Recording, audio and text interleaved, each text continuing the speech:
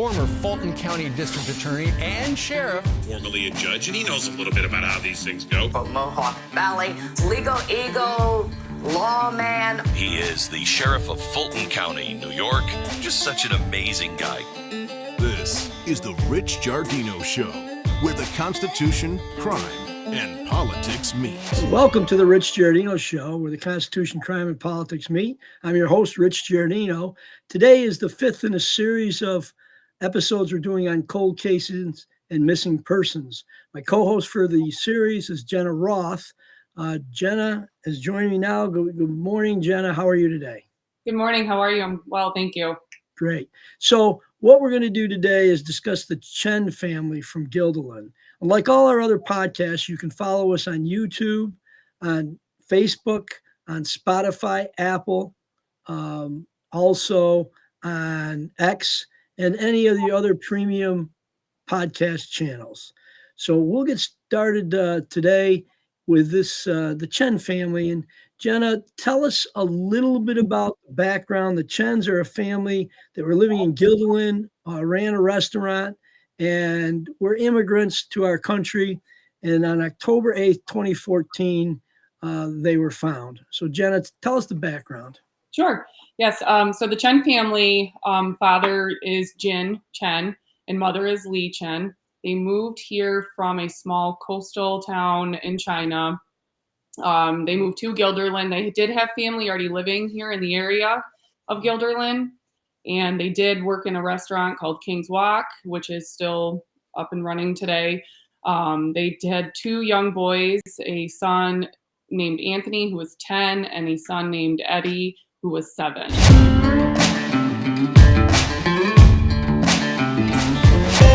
So how did it come about that they were first noticed? Like, what drew the police to their home, or who was suspicious that something was wrong? Right. So it was actually when Jin did not show up for his shift at the restaurant, and a coworker at the restaurant phoned a relative of his, and they were ultimately concerned enough that they did drive to the home to check on Jin and the family. And that is when they discovered Jin was deceased, as well as the mother and his two sons. Now, I remember at the time there was discussion, it was a particularly brutal slaying. Did they just disclose many details in the media about how it happened? So, yes, they did. They believe that the murders were committed by a knife, possibly a hammer. But what they did not tell is who was killed with the knife or who was killed with the hammer. Was it multiple killed the same way? I will tell you, though, the mother and two sons were found on the second story of the house, and they were covered with a blanket.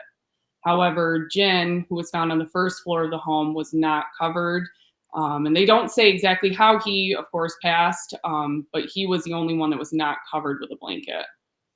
So when you say covered with a blanket, is it implying or inferring that that the covering happened after they were murdered, or were they in their bed sleeping type of thing? How did you take it from your review of everything about the case? Right. That they were covered after they were murdered, which, you know, and you can take that as, did the suspect show care towards the mother and the two sons, and or was it a message being sent that they were covered but the father was not? So one of the things that was difficult was that many of the people who either worked with them or were friends with them were also immigrants to the country, and some may have been illegal immigrants. But that posed certain problems to law enforcement that we don't see in all cases. You want to discuss a little bit about the language barriers, and also, I think you mentioned they found a note. Yeah. So when police did arrive to the home, they were able to find, you know, written notes, whether it was Lee leaving notes for her husband. However, all the notes are written in Chinese. And from the small coastal town where they originated from, they have a certain dialect. So it was very difficult for police to find a translator that could read and decipher what those notes were saying, was it left by possibly the suspect. So that did take time to find a translator, which was, the FBI did provide one. They were able to find one. Another thing was they did have smartphones, Jin and Lee Chen. However, they were also in Chinese, all their text messages, emails, and the day after the murders happened, they did reach out to Apple to see if they could release the information on their phones. And one thing that Apple is known for is they don't like to release personal information by their consumers. They hold that very, tight. They don't like consumers thinking that it would be just easy for someone to gain access to information, private information on their phones and on their devices. Yeah, we see that when we do investigations from not only Apple, but also a lot of the phone services. And what we see is we have to do a 10-day preservation letter, which requires them to preserve the text messages, phone messages, and any data that they may have on the phone till we can get a court order requiring them. And some of the hurdles are when dealing with that is they don't have like local, you can't just go to the local Verizon office or AT&T or Apple and say, hey, let me look into the phone. You've got to send it to corporate legal office, and it could be in another country, another state, and it takes a lot to get that information. Also, one of the things that we talked about was what were they supposedly doing? What evidence was uncovered to say what happened the night before? So upon discussing and speaking with family of the Chen family, they were able to learn that the night before there was a poker game that Mr. Chen held just weekly, but with friends. It did supposedly say that there was possibly he won a lot of money in that game the night before, and it was much on a larger scale. However, Mr. Chen's brother did tell a Chinese news source that that is not true. It was just a friendly card game with a couple friends, and he believes that that had no correlation to what had occurred. So we're going to take a quick break. This is the Rich Giardino Show, where the Constitution, crime, and politics meet. Today is the fifth in a series of cold case missing person cases. My co-host is Jenna Roth, and I ask you to listen to us and subscribe to us on X, YouTube, Facebook, Apple, Spotify, and anywhere that other premium shows are viewed or listened to in the podcast world. Jenna has been reviewing dozens and dozens of cases, and we're going to try to split them up. And today's show is about a particular family, the Chens in Guilderland, New York, in upstate New York. Future episodes will include missing women and murdered individuals, murdered women and children, and each show will have its own theme, so to speak. So, Jenna, what else did you learn from reviewing all the public documents and anything you were able to ascertain from behind the scenes? Yeah, so it was interesting the hurdles that law enforcement had to jump over while investigating this case. Again, of course, I know I mentioned that the type of dialect that they had from that small town in China, it was very difficult when communicating with witnesses or possible witnesses, family members, friends that knew them. They also had many agencies involved. So New York State Police, because Guilderland Police was, of course, this was their original case. However, this was the first quadruple homicide that ever had occurred in Guilderland and in the capital region, even in Albany. So they knew they needed help when investigating this case. So that is when state police entered. They also had the FBI assisting them, but they also dealt with New York City Police Department as well, because they did have ties, the Chen family, to New York City. So, I mean, and from all accounts, all agencies communicated very well with each other. It wasn't so much a lack of communication between the departments. So they were able to really work very diligently together in helping or trying to solve the case. And one of the things is, was Mr. Chen the owner of the restaurant, or was he an employee? So it says he was an employee. There were some sources that did say he owned it, but ultimately I believe it was a family-owned restaurant. So I believe it was co-owned by family. Okay. The other thing is that many immigrants to our country, because of how they were raised in other countries, are known to hoard their money. They get cash, they hide it. They don't always run everything through the banks and things. And a lot of those are cash type businesses, whether it's a restaurant, whether it's a beauty parlor or a massage parlor, that a lot of the things come in cash. So if you're in the business or if you're connected in any way, you may be aware that the person has large amounts of cash. And there was speculation that Mr. Chen also had large amounts of cash. Can you tell us where that speculation comes from in this particular case?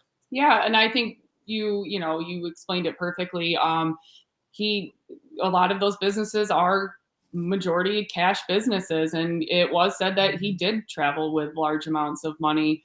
Of course, speculations came in, and possibly was he working with a corrupt system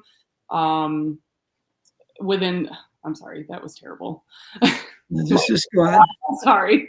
Go ahead. So he did travel with lots of money from the restaurant to his home. There were some accusations that possibly he was involved with a Chinese mafia. However, that was never confirmed or denied by law enforcement that I have seen. But of course, rumors after such a heinous crime has happened, rumors and people will talk. And that's sort of how that kind of came into the picture.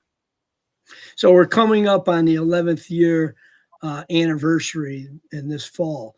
One of the things, how do you, when you analyze this stuff and you read about it and you research it, how do you separate the rumors from, let's say, the rumors from the facts that the police are disclosing? Because people can post on Facebook, people can do their own videos and things of that nature. So you see a lot of stuff going on that that maybe is misleading. So you yourself, as an individual who follows this and researches these, how do you separate out what's just another rumor from something that's a valid lead? How do you do that?